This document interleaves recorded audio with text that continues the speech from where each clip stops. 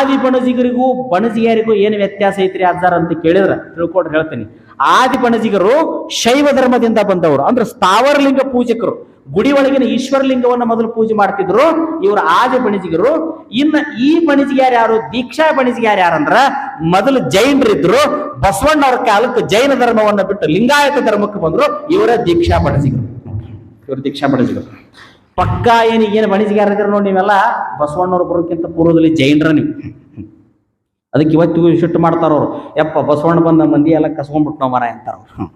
ಯಾಕಂದ್ರೆ ಅದರಲ್ಲಿ ಧರ್ಮ ಕಷ್ಟ ಇತ್ತು. ಜೈನ ಧರ್ಮದಲ್ಲಿ ರಾತ್ರಿ ತುಂಬಿಟ್ಟು ನೀರು ಮುಂಜಾನೆ ಕುಡಿಯಂಗಿಲ್ಲ, ಗಜರಿ ತಿನ್ನಂಗಿಲ್ಲ, ಉಳ್ಳಾಗಡ್ಡಿ ತಿನ್ನಂಗಿಲ್ಲ, ಬೆಳ್ಳುಳ್ಳಿ ತಿನ್ನಂಗಿಲ್ಲ, ಅತ್ತಿ ಹಣ್ಣು ತಿನ್ನಂಗಿಲ್ಲ. ಬಹಳ ವಿಚಿತ್ರ ಇತ್ತು. ಹೆಣ್ಣಿಗೆ ಮೋಕ್ಷ ಇಲ್ಲ. ಬಹಳ ಕಟ್ಟಳೆ ಇತ್ತು ಜೈನ ಧರ್ಮ. ಜೈನ ಧರ್ಮ ಕಟ್ಟಳೆ ಇದ್ದದಕ್ಕೆ ಅವ್ರಿಗೆ ಹೆಚ್ಚು ಪಾಲಿಸಕ್ ಆಗ್ಲಿಲ್ಲ. ಯಾವಾಗ ಬಸವಣ್ಣನವರು ಇಷ್ಟಲಿಂಗವನ್ನು ಕೊಟ್ಟರು, ಅಲ್ಲಿ ಗುರುಲಿಂಗ ಜಂಗಮ ದಾಸೋಹ ತತ್ವ ಸಮಾನತೆ ಕೊಟ್ಟರು. ಸ್ತ್ರೀಯರಿಗೆ